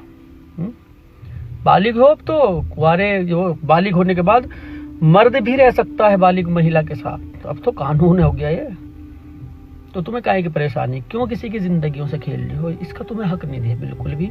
और तुम्हारे लिए कोई इतना कुछ कर रहा है, दिन रात एक कर रहा है, रातों को ट्रक चला रहा बेचारा, तुमने उसको खत्म करवा दिया। एक नहीं 750 से ऊपर केस हो गए अभी हाल ही में, जिसमें पति मारे जा चुके पत्नियों द्वारा। ख्याल रखो भैया, ठीक है। क्या हाल है अजमेर वासियों जी, अजमेर वासियों। क्यों कहा मैंने अजमेर वासियों, बात सुनिए समझ में आएगी। आप जिनकी तस्वीर देख रहे हैं, इनका नाम है प्रिया रावत, 32 साल इनकी उम्र है। इनके पति हैं परवीन रावत, 36 साल इनकी उम्र, 6 साल की एक इनकी मासूम सी बिटिया है। दिल्ली में रहा करते हैं, सब कुछ ठीक ठाक था। 2012 में ये मिले थे, 2017 में इन लोगों की शादी हुई थी। शादी के बाद सब कुछ ठीक चल रहा था। प्रिया रावत की 25,000 रुपये महीना एक गैस एजेंसी पर नौकरी थी, सब कुछ ठीक था। जहां पर ये गैस एजेंसी पर काम करती थी, वहीं पर एक शख्स है अरबाज खान, इस लड़के का नाम, 22 साल का ये लड़का, ये भी वहीं पर काम किया करता था। उससे इनकी नजदीकियां बढ़ी। प्रिया रावत घर छोड़ के चली गई। 4 दिन रही उसके साथ, रेलवे स्टेशन से ये बरामद हो गई थी, घर लेके आ गए। 6 महीने साथ में रही, उसके बाद फिर अरबाज खान के साथ ये भाग गई। अभी इनके बारे में पता लगा है कि ये अजमेर में रहते हैं। पति ने सब कुछ कर लिया जो भी उनके बस का था इनको ढूंढने के लिए, वो नहीं मिली। पुलिस भी कोशिशों में लगी हुई है, वो नहीं मिली। ये पता लगा है कि वो अजमेर में है। तो अजमेर वासियों, आप लोगों को अगर ये कहीं दिखाई दे, दोनों, ये लड़का है, ये महिला है, ये कहीं भी दिखाई दे, तो इनसे, इनके पति का जो कहना है, इनके पति का कहना है कि ऐसे ना भागे, वापस आ जाए, मुझे फ्री करें, डिवोर्स दें, मुझे फ्री करें और आराम से अपनी जिंदगी गुजर बसर करें। इन्होंने फ्लैट जो ले रखा है, उसकी EMI ये भरते हैं इनके पति, नाम पर वो प्रिया रावत के है, उसका भी जो भी कुछ करना है उसका भी करें, ये नहीं भरेंगे, इन्होंने साफ मना कर दिया। अब वो EMI इसकी नहीं भरेंगे, अगर वो इनके नाम पे होता है तो भर देंगे, अगर तुम्हारे नाम पे रहता है तो वो बिल्कुल नहीं भरेंगे। वो क्यों भरने लगे भाई, जब उसकी पत्नी ना रही तो उनका दिमाग खराब है। वैसे फिर भी अभी वो 6-7 महीने से भरते आ रहे हैं। इनको भागे हुए ये अगस्त में भागी, 2 फरवरी को भागे, 2 फरवरी को पहले भागी थी, 4 दिन में पकड़ी गई थी, अब ये 2 फरवरी से भागे हुए हैं। लिविंग सर्टिफिकेट 30,000 कोर्ट से इन लोगों ने बनवा भी लिया, प्रिया ने और अरबाज ने। अब ये लिविंग में रहते हैं, कोर्ट से बनवा रखा। वो बातें करने को तो बहुत है। छोटी जो इनकी बिटिया है उन्हीं ने इनको बताया था कि मम्मी किसी से बात कर रही थी। इन्होंने जहां पर वो बात कर रही थी, इनसे बात की कि तू बात कर रही थी किसी से, इसने कसम खा ली बेटी की भी और पति की भी कि मैं किसी से बात नहीं कर रही थी। लेकिन इन्होंने वहाँ के CCTV कैमरे चेक कर लिए, वो इनके जानकारी था कोई, वहाँ पर ये बात करती हुई दिखाई दी, फ़ोन कान पे लगा हुआ। अब आपको एक दिल को कचोट देने वाली एक बात बताऊं, इस पति की और इस पत्नी की। इनका ऑपरेशन हुआ था प्रिया रावत का, उस दौरान 1.5 महीने तक इन्होंने इनकी सेवा की। डायपर वगैरह जो पीरियड में लगाती है ना महिलाएं, वो सब कुछ ये चेंज किया करते थे, खुद हाथों से खाना बना के खिलाया करते थे। वहीं पर ही इनके ससुराल वसुराल सब पास में ही रहते हैं, और कोई भी कर सकता था, लेकिन वो उनका खाना नहीं खाया करती थी। ये ही अपने हाथों से खाना बना के खिलाया करते थे। 1.5 महीने तक बहुत अच्छे से सेवा की, बहुत अच्छे से। इनके गूगल हिस्ट्री जब खंगाली पुलिस ने, तो एक सल्फास इन्होंने सर्च कर रखा था, 30,000 कोर्ट के बारे में सर्च कर रखा था, दिल्ली टू अजमेर ये सर्च कर रखा था। अब ये बच गए, इनके लिए सल्फास की डिमांड थी, क्या था, ये तो बच गए। इनको वैसे खैर कुछ नहीं हुआ, वही चली गई। और अब इनका जो कहना है, एक लाइन बोली मुझे इन्होंने कि भैया उनसे कह देना अपनी वीडियो में, खासकर ये लाइन बोलना कि जो लोग पान सुपारी नशा वगैरह करते हैं उनकी बीवियों ने घर संभाल रखे और तेरा पति इन किसी भी नशे के पास नहीं है, यहाँ तक कि सुपारी तक भी नहीं खाता। तो ऐसे पति को छोड़ के चली गई जो तेरे लिए सब कुछ कर रहा था, तेरे ही नाम पर वो फ्लैट भी खरीदा था जिस फ्लैट में अभी रहते हैं, उसकी EMI तक भी ये भर रहे हैं। वो 22 साल का लड़का है, कुछ महीने वो अय्याशियां करेगा, मजे लेगा, छोड़ देगा, जिंदगियां खराब हो जाती हैं। अब वो अपने खुद के ही पैरों पर कुल्हाड़ी मार के जा चुकी है। अजमेर वालों अगर खैर ये मिले तो आप इनसे कहना कि लौट जा, आराम से रहना, उनको फ्री कर दो, उनको डिवोर्स दो, और जो फ्लैट का मामला है इसको सोल्व करो, उनके नाम करो या अपने नाम करो। अपने नाम करो तो उसका EMI भरो, जो इन्होंने भरा इनके पैसे दो। इनके पास क्या आराम की दौलत बरस रही, तुम्हारे नाम पे फ्लैट है, ये भरते आ रहे हैं। अगर इनके नाम करती हो तो ये अपनी बच्ची को लेके, इनकी एक 60-65 साल की, शायद 70 साल की एक माँ है इनकी, परवीन रावत की। अब वो घर पे आई हुई है बेचारी, वो बच्ची को संभाल रही है, गांव में रहती हैं कहीं, वहां से ये अब दिल्ली में आई हुई है। ये रेहड़ी पटरी पर जो पिज्जा विज्जा बनाते हैं उसका ये काम करते हैं बेचारे। वैसे सब कुछ ठीक है, कोई परेशानी नहीं, काम धंधा ठीक है, गुजर बसर अच्छा चल रहा था, कोई बात नहीं। 25,000 वो कमाती थी, सही सब ठीक था। वहाँ गैस एजेंसी पे इनके टाका भिड़ा, उसके साथ पहले भी भागी थी, अब भाग गई। अब सब कुछ बंद कर रखा है, सिम विम मोबाइल पुलिस ने भी ढूंढ लिया, लोकेशन कुछ नहीं मिल रही। ये पता लगा कि अजमेर में है। तो अजमेर वालों अगर आपको कहीं दिखाई दे तो बोल देना घर चली जा, ऐसे छुप छुपा के मत रहो, जाओ। लड़के के घर वालों ने भी कह दिया कि तुम भैया हमारी तरफ से तो मर गया, उनके घर को वालों को पुलिस ने परेशान कर रखा। कह देना भैया इन दोनों से कि जाओ वहीं मरो जाके और बात कर लो, जा सारी चीजें। तो इसको तो फ्री करो बेचारे को, टेंशन में 2 महीने से रो रहा था बहुत बुरी तरह से, मेरे से बात करता हुआ बहुत बुरी तरह रो रहा था कि भैया मैंने ऐसे किया उसके साथ, इतना प्यार करता था, अभी भी प्यार करता है, लेकिन अब रखूंगा नहीं, अब उसको जहाँ रह जाना जाए, मगर इन कामों को फ्री कर दे। मेरी बच्ची है, इसी के सहारे जिंदगी गुजर बसर कर लूंगा। मैंने पूछा भाई दूसरी शादी करोगे क्या, डिवोर्स देगे? कहते हैं नहीं, औरत जात से ही भरोसा उठ गया, अब नहीं, जिसके लिए मैंने इतना कुछ किया अब नहीं करने का, अब मैं अपनी बच्ची के लिए जिंदगी जीऊंगा बस, ये बोलते हैं।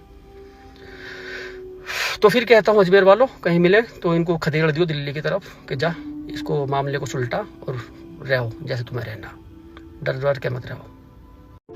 एक भाई अपनी बहन के ससुराल आया, बहन खाना बना रही थी, बहन को पता लगा भैया आया है, अब जब महिलाएं बहन बेटी खाना बनाती रहती हैं, दुपट्टा उपट्टा रख देती हैं साइड में, परेशान करता है दुपट्टा, दिक्कत होती है। जैसे ही पता लगा मेरा भैया आया है, सबसे पहले दौड़ के गई, उसने दुपट्टे को उठाया, सबसे पहले उठाया और भैया से फिर मिली। आ नहीं सकती सामने भैया के, भैया की ऐसी रिस्पेक्ट बहनें करती हैं। जब पता लगता है ना मेरा भैया आने वाला है, और वो जीन्स ट्राउजर वगैरह पहनती हैं आम दिनों में रोजाना, उस दिन सलवार सूट पहन के रखती है, मेरा भैया आ रहा है। ये बहन भाई की अलग मोहब्बत है। एक बहन भाई मैंने ये देखे जो आप वीडियो में देख रहे हो, आपने देखी होंगी, मैं क्या दिखाऊं, आपने देखी होंगी इनकी वीडियो, वायरल होती रहती है, फॉर यू पर आती रहती है। ये बहन भाई हैं, कहने के लिए बहन भाई बोले जाते हैं ये। और ये पता नहीं भैया क्या है क्या नहीं, जिस तरह की ये बहन भाई 12 में नहाते हुए, मिट्टी में लड़ते हुए और स्विमिंग पूल में ये सब करते हुए जो आप देख रहे हो, ये बहन भाई बनाते हैं वीडियो। सोच के भी ये तकलीफ होती है कि इनके माता पिता जो हैं वो कैसे होंगे, कैसे इन लोगों को संस्कार दिए कि बहन चड्डी पहन रही है, वो नेकर पहन रही है, और नंगी नंगी टांगे भाई पकड़ता है, कभी इधर से कभी उधर से, कभी सीने को उसकी नंगी पीठ से लगा देता है, कभी कुछ कभी कुछ। बहुत सारी इनकी ऐसी ऐसी वीडियो हैं। कैमरामैन जो है वो इनका इतना अच्छा कैमरामैन है, इसको आगे कम पीछे ज़्यादा वो कैमरा रखता है, जो भी इनका कैमरामैन है। गालियों की बौछार इनके कमेंट्स में होती है, लेकिन इन बहन भाई को ज़रा परवाह नहीं कि ये बहन भाई और भी बहन भाइयों की जो मान मर्यादा सम्मान है ना, जिसको बड़े इज्जत से लिया जाता है, उनकी भी गरिमा को ये धूमिल कर रहे हैं। आपका क्या कहना है इन जैसे नालायक बच्चों के लिए, और जिसके ये परिवार के बच्चे हैं, उन माता पिताओं के बारे में आपका क्या कहना है? निहारिका कश्यप और मनीष गुप्ता अपने कानपुर के रहने वाले, 9 साल पहले इन्होंने बेइंतहा मोहब्बत की थी आपस में, एक दूसरे के बिना मरना जीना बेकार, सब बकवास। परिवार के खिलाफ जाके इन्होंने लव मैरिज किया। लव मैरिज करने के बाद अपना हंसी खुशी जीवन व्यतीत कर रहे थे। अब निहारिका कश्यप को कोई और पसंद आने लगा, रुझान उसकी तरफ हुए। मनीष ने आपत्ति जताई, जैसा उसको करना चाहिए था वही किया। विवाद इतना बढ़ा, निहारिका ने मनीष के ऊपर ताबड़तोड़ चाकुओं से वार कर दिए। लव मैरिज किया था इन्होंने, 11 दिन तक मनीष का इलाज चला, अब मनीष ने दम तोड़ दिया। लव मैरिज किया था इन्होंने, अच्छा जी, बहुत प्यार करते थे आपस में, परिवार ने बहुत समझाया था, नहीं माने। लव मैरिज किया था इन्होंने, बार बार कह रहा मैं, समझ गए होंगे तुम। कुल मिला के ये किसी एक पे रुक जाए ये मुमकिन नहीं, बहुत कम है जो एक पर रुकती है। इनको नेक्स्ट नेक्स्ट नेक्स्ट नेक्स्ट, उससे बेहतर, उससे बेहतर, उससे बेहतर। जैसे ही इनको बेहतर मिलता है तो पुराने वाला जो बासी लगने लगता है। सबको नहीं कह रहा कि मेरे पास चढ़ो, मतलब मैं कह रहा हूँ इनकी फितरत जो है बता रहा हूँ। लव मैरिज के आजकल यही अंजाम हो रहे हैं। करो भैया, प्यार करना चाहिए, प्यार करना कोई पाप तो है नहीं, है कि नहीं। मज़ार का वीडियो है, ना कुछ बेचना, ना ग्राहक का इंतज़ार करना, कितना माल ख़त्म हुआ, कितना बिका, कहाँ से लेके आना है, कहाँ कहाँ धक्के खाने हैं, दुकान पे बैठ के कितनी टेंशन बाजी के भाई इसमें कितना प्रॉफिट होगा नहीं होगा ना, इन चीज़ों की कोई टेंशन नहीं इस काम में। ये काम सबसे बढ़िया है, ना कुछ लगाना ना ही कुछ बेचना, प्रॉफिट बोरियों के हिसाब से देख लो। ये एक मज़ार का वीडियो है, रोज़ाना यहाँ से बोरियों के हिसाब से नोट इकट्ठा होता है, और इनसे अगर हिसाब पूछ लो कि इस पैसे का तुम लोग क्या करते हो, तो हिसाब नहीं देंगे ये लोग, दे ही नहीं सकते। अबे वो जो पीर साहब हैं वहाँ, वो तुमसे कुछ खर्चा वर्चा मांगते हैं कि पैसे इकट्ठे करके तुम उन्हें देते हो, जिनके नाम पे तुम ये कमाई करते हो। क्या करते हो इस पैसे का? कोई संस्था तुमने ऐसी खोल रखी है जो गरीब बच्चों के काम आता है, जो इतना नोट। मैं तुम्हारा ये क्या देख रहा मेरी तरफ को, तुम्हारा ये पैसा तुम फेंक क्या हो वहाँ से। हर रोज़ बोरियों के हिसाब से देखो, तसलों में भर भर के ऐसे इकट्ठा होता है। ये क्या करते हैं इतने पैसे का? अगर कोई संस्था भी होती, कोई मासूम बच्चे, मजलूम, गरीब, यतीम, उन लोगों की पढ़ाई वढ़ाई भी ये करवा दें, एक स्कूल कॉलेज इस तरह का खोल के, तब भी ये पैसा जो आता है ना, जितना आता है, इसमें से न जाने कितना बचेगा। हाँ, इन सब की जो ज़िंदगी, हाँ आलिशान ज़िंदगी, उनके बारे में अगर बात करो तो इनकी लग्जरी लाइफ देखो कैसे जीते हैं ये। काम फूटी तो कोड़ी का ये लोग नहीं करते, यहीं से कमाते हैं, यहीं से अपनी लग्जरी लाइफ जीते हैं। इनसे हिसाब ले लो, हिसाब नहीं देंगे। अभी इस वीडियो पे 5-4 तो मुझे गाली भी देंगे, यूँ ना बोला कर तू उसके बारे में, क्यों ना बोला कर, क्या करते हैं इस पैसे का, क्यों लोगों को वो बेवकूफ़ बना रहे। बताओ, हिसाब दो इसका फिर, नहीं तो अपनी कौम, कम से कम आता तो सबका ही है पैसा, हिंदू मुस्लिम सभी देते हैं, अपनी कौम के ही बच्चों पर खर्च कर दो, हैं। हाँ, एक बात याद आई मेरे, देवरिया के मंदिर में पुजारियों में लठबाजी हुई बहुत तगड़ी। मैं कितनी तेज गई गाड़ी। पुजारियों में लठबाजी हुई बहुत तगड़ी, दान के पैसों को लेकर, और एक दूसरे पर उन्होंने लठ फेर रखा बहुत तगड़ा भैया। 11 गिरफ्तार हुए इसमें। ये आज ही की सुबह की घटना है। एक शादीशुदा मर्द को भला दोबारा मोहब्बत क्यों होती है? मैं बताऊं, क्योंकि उसे अपनी पत्नी से वो मोहब्बत मिलती ही नहीं जिसकी उसे चाहत होती है। वो चाहता है कि उसका कोई ख्याल रखने वाला हो, पर ऐसा भी ना हो कि उसे काम वाली बाई ही मिल जाए।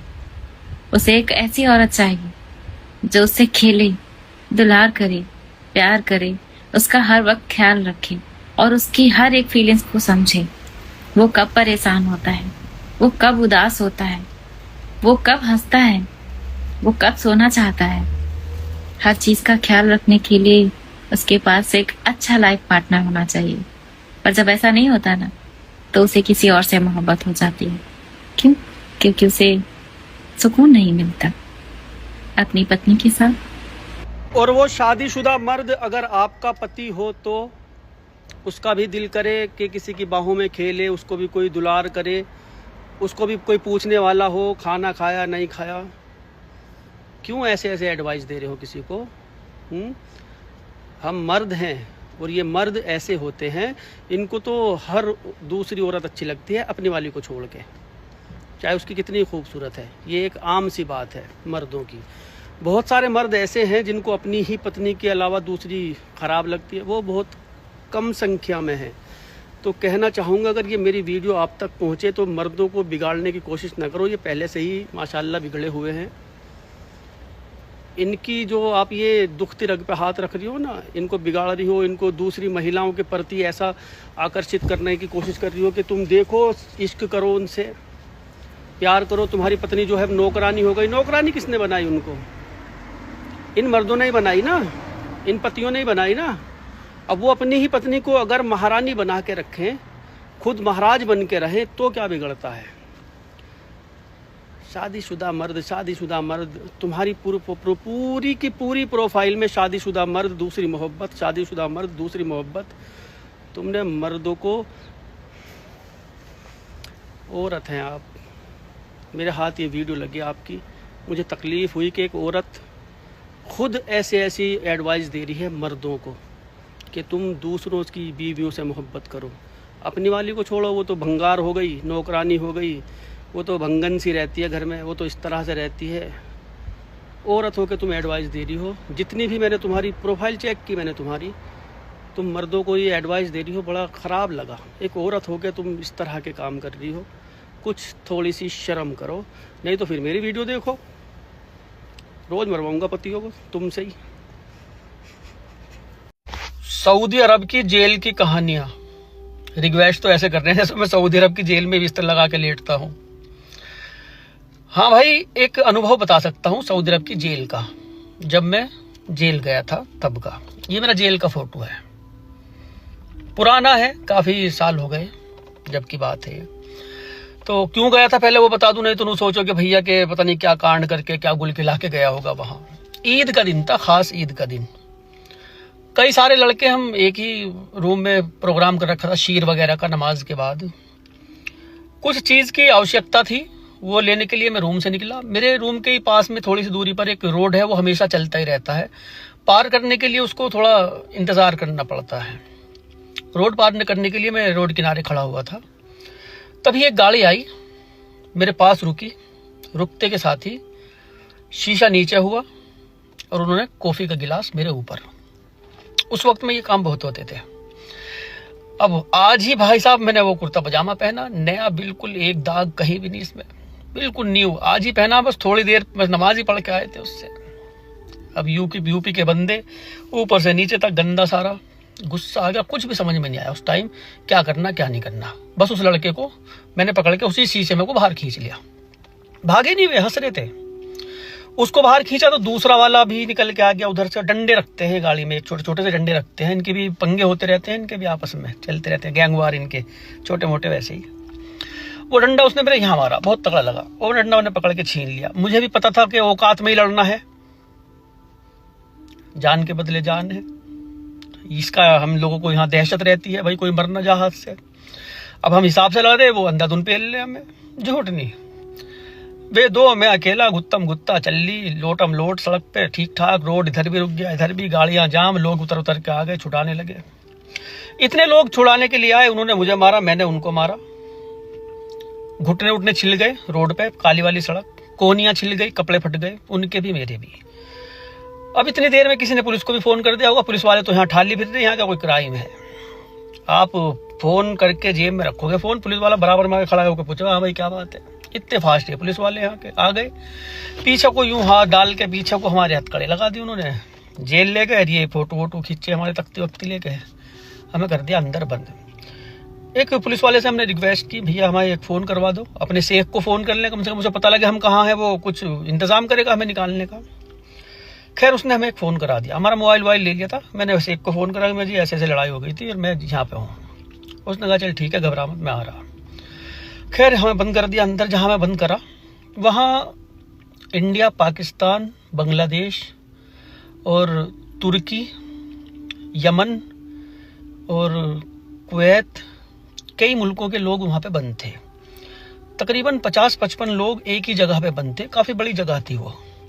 एक कोने में बिस्तर रखे हुए थे, अच्छे साफ सुथरे धुले हुए बिस्तर थे, ऐसे नहीं गंदपना नहीं रहता अपने यहाँ के जैसा बता देते हैं अपने यहाँ।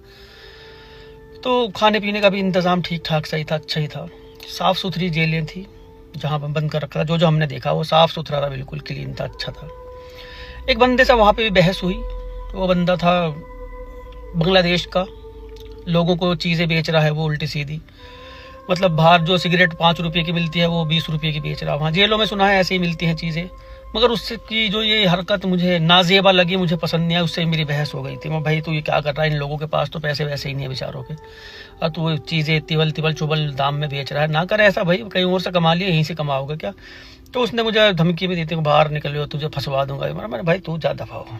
खैर मतलब गलत चीज़ें बर्दाश्त नहीं होती, वो मामला था वहाँ। अब उन लोगों से धीरे धीरे रहते रहते वहाँ दुआ सलाम हो गई, जान पहचान हो गई, सबसे इंट्रोडक्शन हुआ ठीक ठाक। उनसे पूछा भाई कौन कौन किस जुर्म में आए हुए हो। अगर मेरी वीडियो कोई पाकिस्तानी देख रहा है तो बुरा मत मानना, सबसे ज़्यादा पाकिस्तानी थे, सबसे ज़्यादा, फिर बांग्लादेश के, उसके बाद थे यमन के। हमारा नंबर तो 7वें 8वें नंबर पे आ रहा था, नहीं तो और ही तरह के थे। वैसे इंडिया वाले बहुत कम क्राइम करते हैं यहाँ, बहुत ही कम।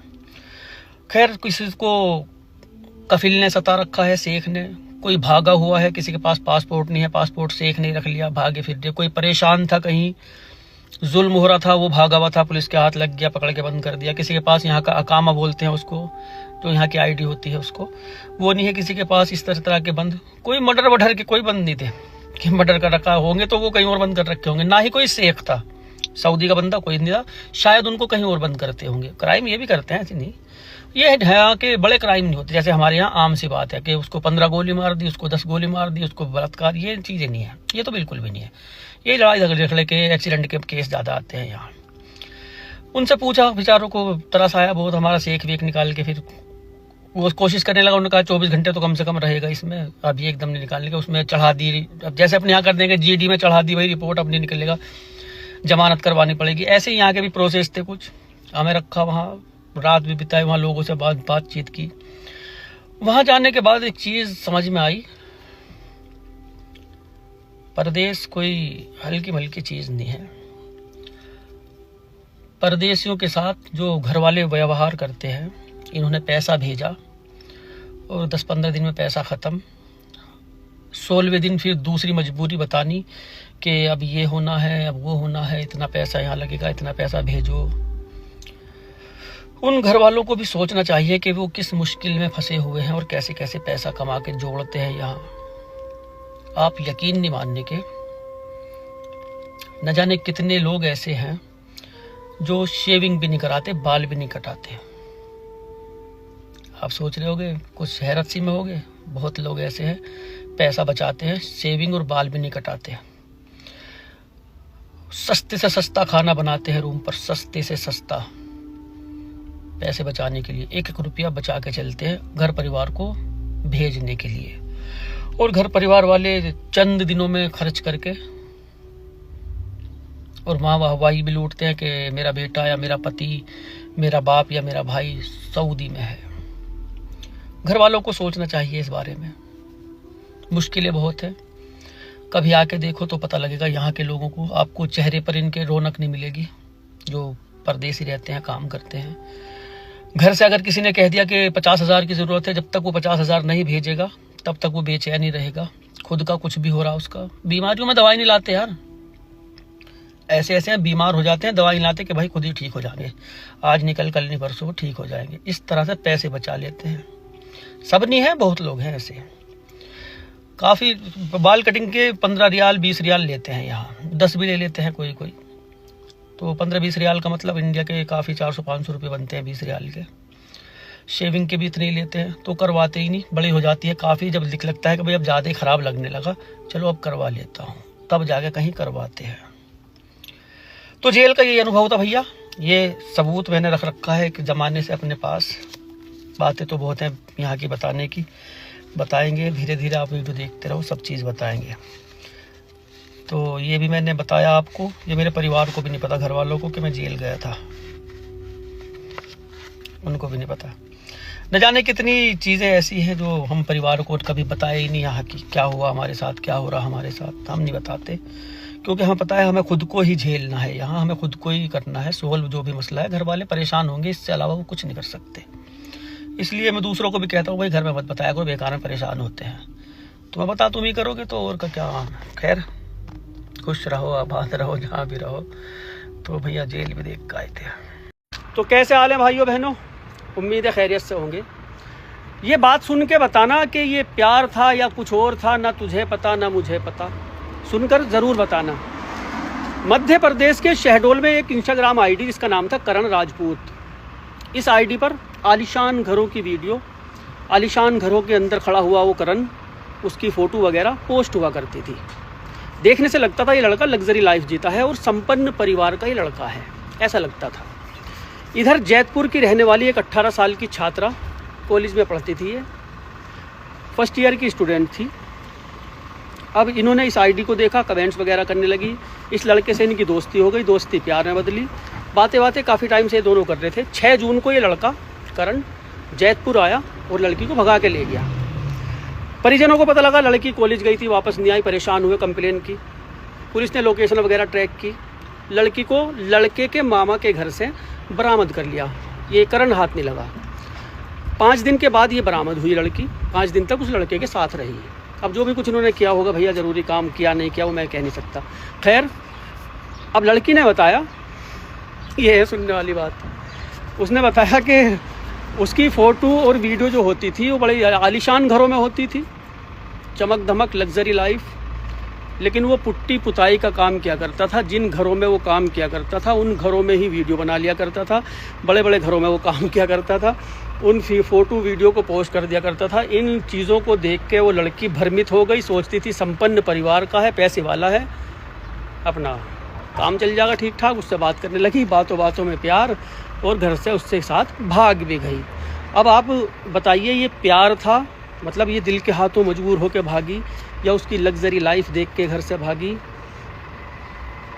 बताना, ये प्यार था या कुछ और था? ना उस लड़के को पता, ना इस लड़की को पता। इसकी तलाश में है करण की पुलिस।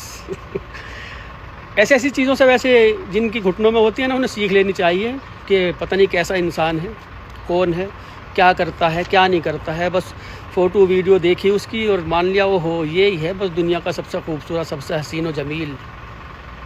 घुटनों में ही है। ले आओ थोड़ी सी ऊपर को भी मान जाओ।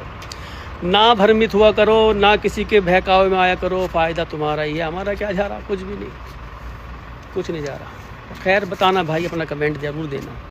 16 साल की हिंदू लड़की संगीता, 20 साल का मुस्लिम लड़का आज़ाद। ये बहराइच का रिसिया थाना क्षेत्र पड़ता है। यहाँ का एक गांव है भक्तापुर, यहाँ के ये दोनों रहने वाले, दोनों के घर का फासला 70 मीटर की दूरी।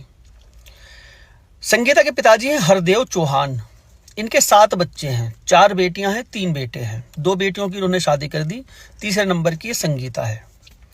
एक बेटा इनका बाहर रह के काम करता है। सब कुछ परिवार में ठीक था। अचानक से संगीता पर जब यौवन का रंग सवार हुआ, एक व्यक्ति थे वहां, ये ननपारा के रहने वाले थे, उनके साथ संगीता घर से चली गई। 15 दिन के बाद ये वापस लौटी। इधर कंप्लेन वगैरह दर्ज करा रखी थी। घर आई, माफी मांग ली, घर पे रुकना शुरू कर दिया। माँ बाप ने समझाया, भैया ने समझाया। उसके बाद ये आज़ाद लड़का, ये मोहल्ले का ही रहने वाला, इससे इनके प्रेम प्रसंग चलने लगे। प्रेम प्रसंग के चलते ये घर से भाग गई। घर से भागी, पुलिस में कंप्लेन दर्ज कराई। मुंबई से ये बरामद हुई। बरामद होने के बाद काउंसलिंग ही हुई। 3 लोग इसमें गिरफ्तार हुए। एक ड्राइवर भी था इसमें शामिल, जो पहले इसके संपर्क में था। ये ड्राइवर ननपारा का वो व्यक्ति जिसके साथ 15 दिन रही, और ये आज़ाद, तीनों को पुलिस ने जेल भेज दिया। इसकी काउंसलिंग हुई, घर परिवार को इसको सौंप दिया गया। कुछ वक्त आज़ाद जेल में रहा। घर परिवार के लोगों ने इसकी जमानत कराई। जमानत पे ये बाहर आया। जिस दिन ये जमानत पे बाहर आया, उसी दिन 8 घंटे तक संगीता उसके घर पे रही। माँ ने इनसे कहा, हरदेव चौहान से, हरदेव चौहान ने कंप्लेन पुलिस में कराई। पुलिस ने इसको वहां से बरामद किया, समझाया इसको। उसने उनके आज़ाद के घर परिवार वालों ने भी कहा कि अभी तो ये जेल से आया, हम तो नहीं लेके आए, ये तो खुद आके बैठी यहाँ पे। बाप ने समझाया कि तेरी हिंदू रीति रिवाज के मुताबिक हिंदू लड़के से ही शादी कर देंगे, ना कर ऐसा। काफी 3 बार इसने इस तरह की घटना को अंजाम दे दिया था, अलग अलग 3 लड़कों के साथ। अभी लास्ट में आज़ाद था। जिस दिन ये 8 घंटे रही, उस दिन बाप ने इसको खूब समझाया, बहुत समझाया, नहीं समझी। माँ ने समझाया, भैया बहन सब ने समझाया। जिद पकड़ ली, आज़ाद से शादी करूंगी। वो रात बीत गई, सुबह होती है। सुबह के वक्त ये हरदेव जो है, हरदेव चौहान, थाने में पहुंचे। पुलिस घर पे आई। इनकी पत्नी ने कहा कि हाँ, पति नहीं मारी।